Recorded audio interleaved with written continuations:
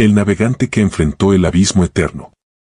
¿Te atreverías a navegar hacia un abismo del que nadie ha regresado? Hace 800 años, en las aguas indómitas del Océano Índico, un hombre lo hizo y cambió el mundo para siempre. Su nombre era Malik, un navegante cuya valentía lo llevó más allá del miedo, más allá de las leyendas, hasta el borde mismo del abismo eterno.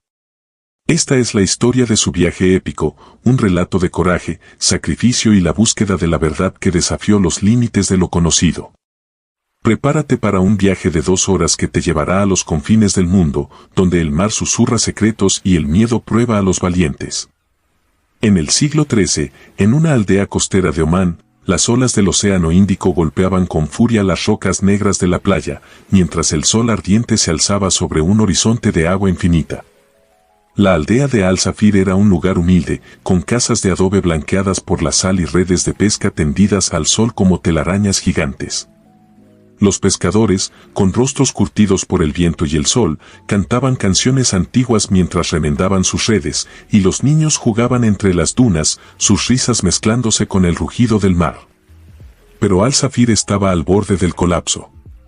Las rutas comerciales que una vez trajeron prosperidad, especias de la India, incienso de Yemen, sedas de China, se habían secado.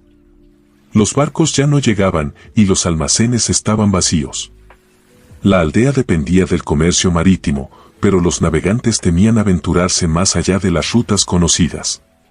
Las leyendas hablaban de un abismo eterno al sur, un lugar donde el océano terminaba en un vacío negro, un borde del mundo del que ningún marinero había regresado.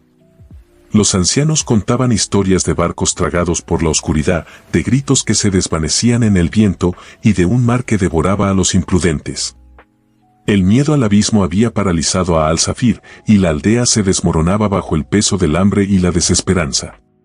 Malik, de 35 años, era el mejor navegante de Al-Safir. Era un hombre de estatura media, con una piel bronceada que parecía tallada por el sol, ojos verdes como el mar en calma, y una barba negra recortada que enmarcaba un rostro anguloso. Sus manos, callosas y fuertes, conocían cada nudo, cada vela, cada corriente. Vestía una túnica blanca con un cinturón de cuero, y un turbante azul protegía su cabeza del sol. Malik había navegado desde niño, aprendiendo los secretos del océano de su padre, un marinero que murió en una tormenta cuando Malik tenía 15 años. Desde entonces, Malik había jurado proteger a su aldea, no solo con su habilidad, sino con su vida. Era un líder respetado, pero también un hombre atormentado. Cada noche, soñaba con el abismo, un vacío negro que lo llamaba, susurrando su nombre con una voz que helaba su sangre.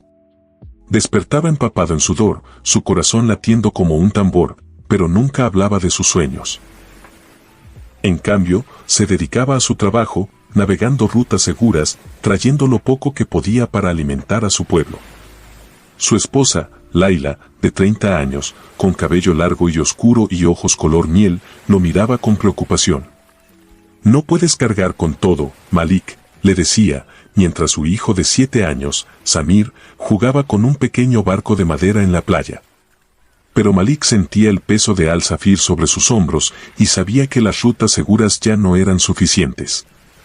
Un día, mientras Malik reparaba su dhow, un barco de madera con una vela triangular que había bautizado como Al-Nur, la luz, un anciano cartógrafo llegó a la aldea.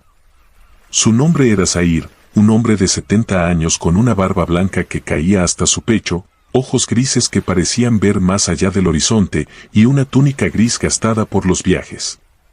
Zair era una leyenda entre los navegantes, conocido por haber mapeado rutas que otros temían siquiera imaginar. Llevaba un rollo de pergamino bajo el brazo, y su voz temblaba con una mezcla de sabiduría y urgencia.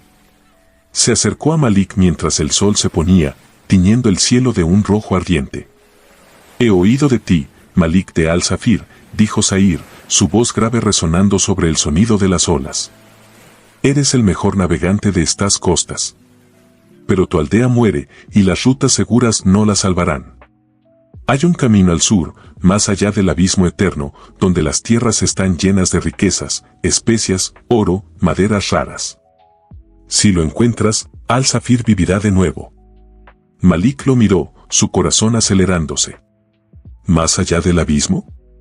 Nadie ha regresado de allí. Es una locura. Zahir sonrió, sus ojos brillando con un fuego extraño. El abismo no está en el mar, Malik.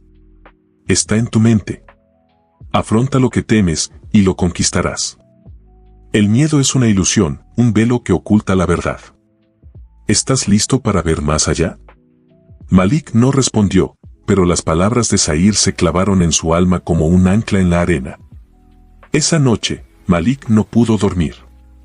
Las palabras de Zahir resonaban en su cabeza, mezclándose con los susurros de sus pesadillas. Se levantó y caminó hasta la playa, donde las olas lamían la orilla con un ritmo hipnótico. El cielo estaba lleno de estrellas, y la luna creciente proyectaba un sendero plateado sobre el agua. Malik miró hacia el sur, donde el horizonte se desvanecía en la oscuridad, y sintió un escalofrío. Pero también sintió algo más, una chispa de curiosidad, un anhelo de descubrir la verdad. ¿Y si Zahir tenía razón? ¿Y si el abismo era solo un mito, una sombra creada por el miedo? Al amanecer, Malik tomó una decisión. Reunió a los hombres más valientes de Al-Zafir, Hassan, un pescador de 40 años con una risa estruendosa y una fuerza descomunal, Khalid, un joven de 22 años con ojos ansiosos y un talento para leer las estrellas, y Omar, un carpintero de 35 años que había construido Al-Nur con sus propias manos. Les habló con una voz firme, aunque su corazón temblaba. Zahir dice que hay tierras más allá del abismo. Si las encontramos, Al-Zafir vivirá de nuevo. Pero el viaje será peligroso. No os obligaré a venir. Si teméis al abismo, quedaos. Hassan golpeó su pecho con el puño. Contigo hasta el fin, Malik. Khalid asintió, sus ojos brillando con emoción, y Omar, más reservado, simplemente dijo, el barco es fuerte. Nos llevará. Laila, con lágrimas en los ojos, abrazó a Malik antes de que partiera. Regresa a mí, susurró. Malik besó su frente y la de Samir, prometiendo volver. Al-Nur zarpó al amanecer, su vela triangular hinchándose con el viento del norte. El océano Índico era un espejo de zafiro bajo el sol, pero Malik sabía que la calma no duraría. Durante los primeros días, el viaje fue tranquilo. Las aguas eran cálidas, y los delfines saltaban junto al barco, sus cuerpos plateados brillando bajo el sol. Khalid cantaba canciones de su infancia, y Hassan bromeaba sobre cómo gastaría su parte del oro que encontrarían. Pero a medida que navegaban hacia el sur, el aire se volvió más pesado, y el cielo se cubrió de nubes grises. Al séptimo día, una tormenta los alcanzó. El cielo se oscureció como si la noche hubiera caído a mediodía, y las olas se alzaron como montañas de agua negra, coronadas de espuma blanca. El viento rugía como un animal salvaje, arrancando la vela de Al-Nur y haciendo crujir el mástil. Malik, empapado hasta los huesos, gritaba órdenes mientras ataba cuerdas con manos temblorosas. Sujetad el timón. Bajad el mástil. Una ola gigantesca golpeó el barco, lanzando a Hassan al agua. Malik se lanzó tras él, nadando contra las corrientes heladas, y logró arrastrarlo de vuelta a bordo, pero no sin costo. El mástil se partió con un crujido ensordecedor, y Al-Nur quedó a la deriva, su casco dañado, mientras la tormenta seguía rugiendo. Cuando finalmente amainó, al amanecer del día siguiente, el barco estaba destrozado, y la moral de la tripulación estaba por los suelos. Hassan, tosiendo agua salada, murmuró, «Esto es una señal, Malik. El abismo nos reclama». Malik, con el rostro endurecido por la determinación, respondió, «No. Seguimos adelante». Repararon Al-Nur lo mejor que pudieron, usando madera de repuesto y cuerdas improvisadas, pero la tensión entre la tripulación creció. Omar, que había sido leal hasta entonces, comenzó a dudar. «Hemos perdido el mástil, Malik. Apenas tenemos agua. Si seguimos, moriremos». Khalid, más joven y optimista, intentó animarlos, señalando las estrellas que brillaban en el cielo despejado. «Las constelaciones nos guían al sur. Estamos cerca». Pero la duda se había sembrado, y Malik lo sabía. Esa noche, mientras los demás dormían, Malik se sentó en la proa de Al-Nur, mirando el horizonte oscuro. El mar estaba en calma, pero un frío extraño se deslizaba por su piel. Fue entonces cuando lo vio, un resplandor verde en el agua, como si el océano estuviera iluminado desde abajo. El resplandor creció, y con él vino un sonido, un susurro que parecía venir de todas partes y de ninguna. Malik, ven. El abismo te espera. El navegante se puso de pie, su corazón latiendo con fuerza, pero no había nada que ver, solo el resplandor y el susurro. Era una visión, un eco de sus pesadillas, pero se sentía tan real que Malik tuvo que aferrarse al borde del barco para no saltar al agua. Las palabras de Zair volvieron a él, el abismo está en tu mente. Malik cerró los ojos, respirando profundamente, y murmuró, no te temo. Cuando abrió los ojos, el resplandor había desaparecido, pero el miedo seguía allí, acechando como una sombra. Los días siguientes fueron un tormento. El agua potable se agotó, y la tripulación tuvo que racionar las últimas gotas, sus labios agrietados y sus gargantas secas. El sol ardía sin piedad, y el mar, una vez lleno de vida, ahora estaba vacío, sin delfines, sin aves, solo un silencio opresivo. La tripulación comenzó a murmurar, y finalmente, estalló el motín. Omar, con los ojos enrojecidos por la sed y el miedo, apuntó un cuchillo a Malik. Nos has condenado, Malik. El abismo nos tragará a todos. Demos la vuelta ahora. Hassan, leal pero agotado, dudó, mientras Khalid intentaba calmarlos. Confíen en Malik. Él nos ha salvado antes. Pero Omar no escuchaba. Se lanzó contra Malik, el cuchillo brillando bajo el sol, y Malik, con reflejos rápidos, lo esquivó, torciendo el brazo de Omar hasta que el cuchillo cayó al agua. No quiero pelear contigo, Omar, dijo Malik, su voz firme pero llena de dolor. Pero no daré la vuelta.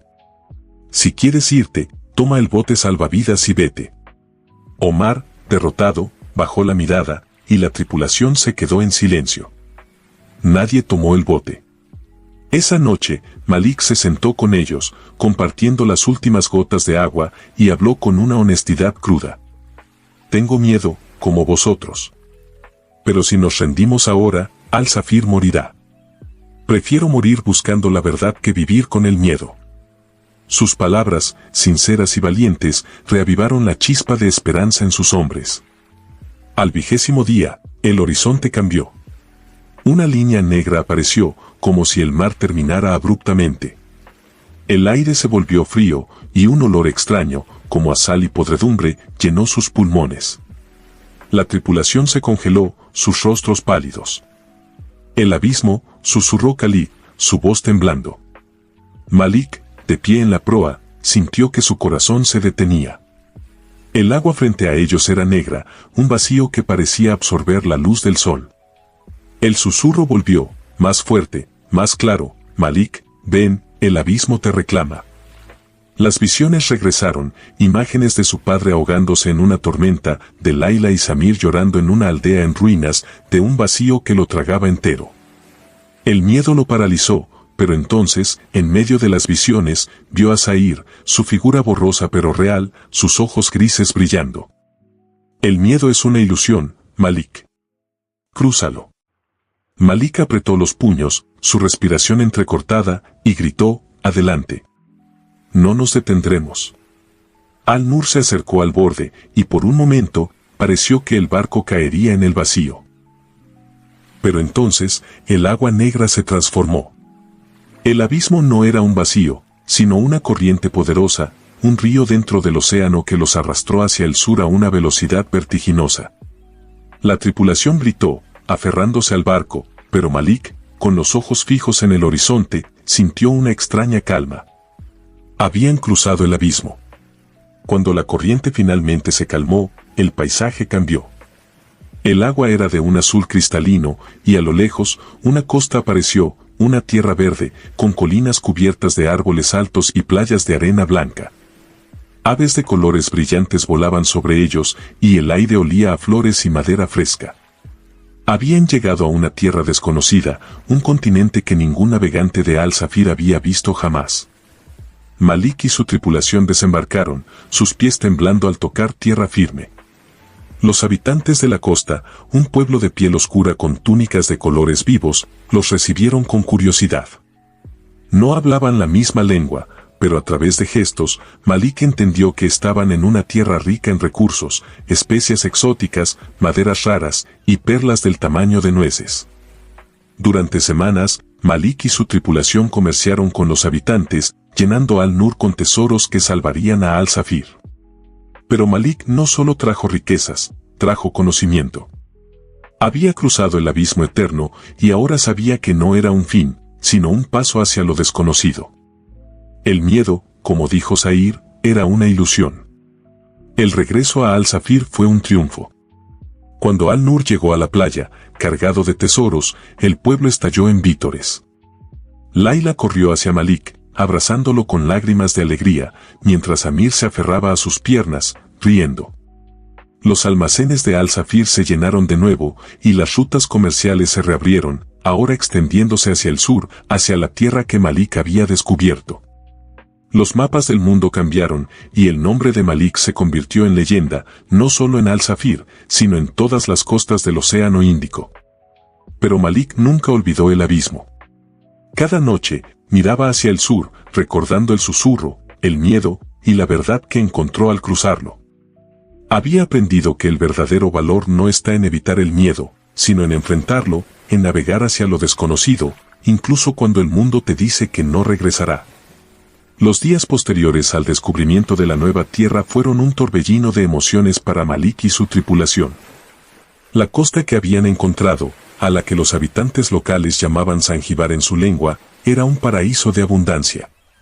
Los árboles altos, con troncos oscuros y hojas de un verde brillante, estaban cargados de frutos desconocidos, mangos dulces, cocos que al abrirse revelaban un agua fresca y cristalina, y nueces que al romperse liberaban un aroma embriagador. Las playas de arena blanca estaban salpicadas de conchas iridiscentes y perlas que brillaban bajo el sol como pequeños soles. Los habitantes, un pueblo de pescadores y comerciantes, vestían túnicas de colores vivos.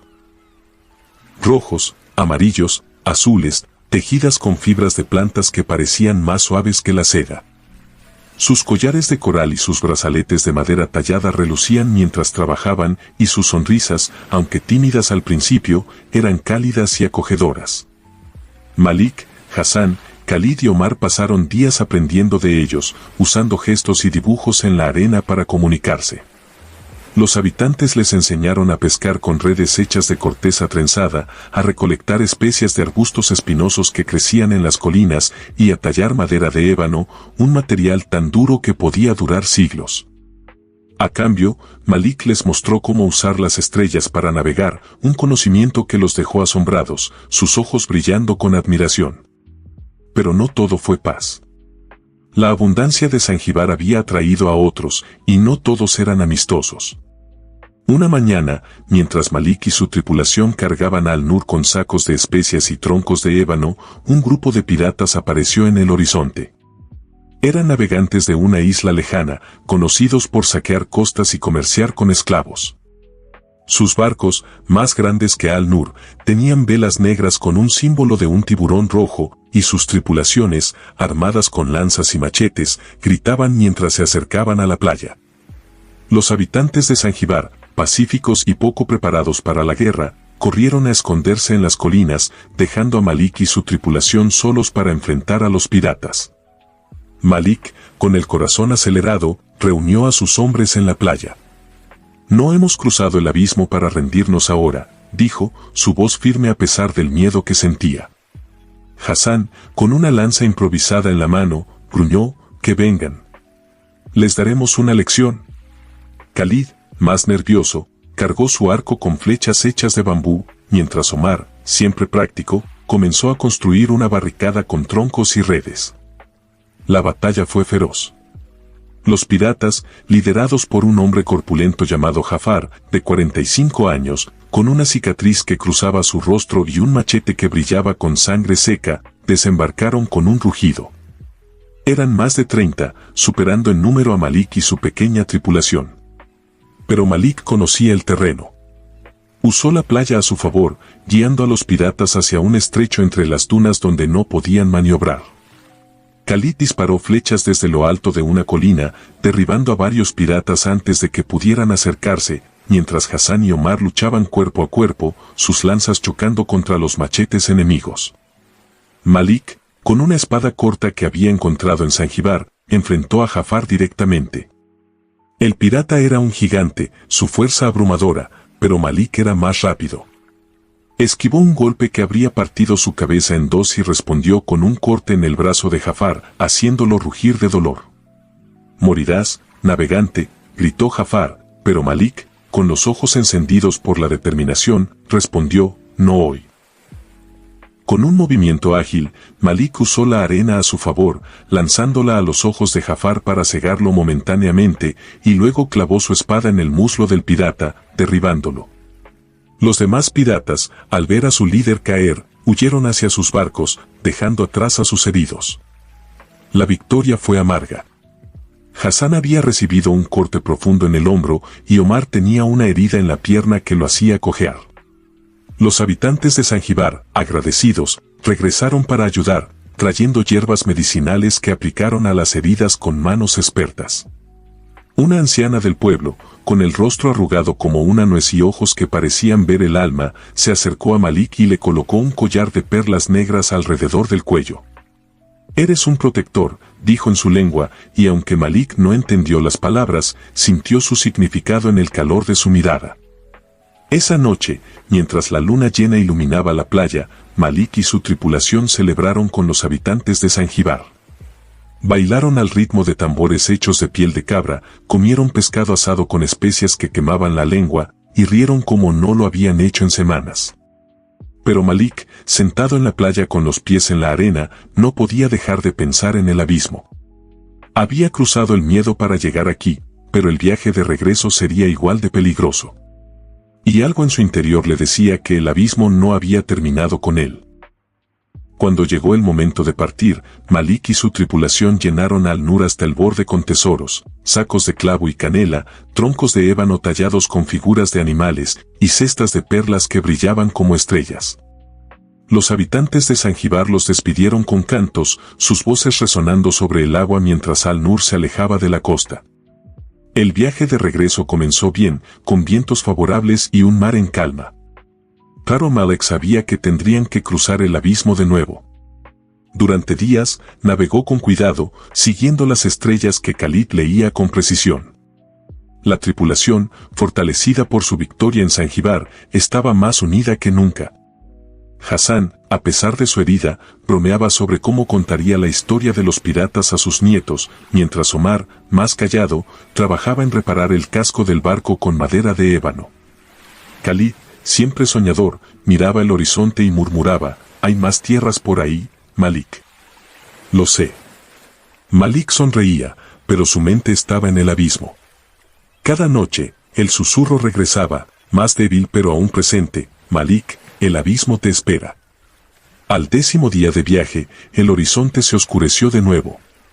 La línea negra del abismo apareció, y el aire se volvió frío, cargado con el mismo olor a sal y podredumbre. La tripulación se tensó, sus manos aferrando las cuerdas con fuerza. «Lo cruzamos una vez, lo haremos de nuevo», dijo Malik, su voz firme, aunque su corazón latía con fuerza. Pero esta vez, el abismo parecía diferente. El agua negra no solo absorbía la luz, parecía moverse, como si algo vivo acechara debajo. El susurro se convirtió en un rugido, y el barco comenzó a temblar.